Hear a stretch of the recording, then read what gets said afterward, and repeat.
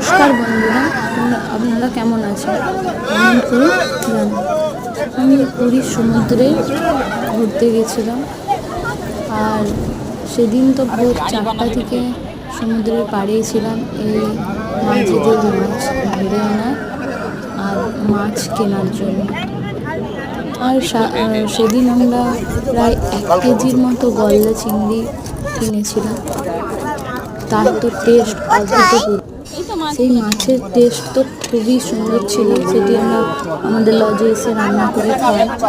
আর এই মাঝিদের কথা তো বলা যায় না, ওরা কী কষ্ট করে মাঝরাত থেকে মাছ নিয়ে যায় মাছ আনতে। সত্যি মানুষের জীবিকা নির্বাহ করতে কতই কষ্ট হয়। আর সকালের সমুদ্রে দেখা মজাই আনন্দ, কিন্তু এই মানুষদের কষ্ট দেখলে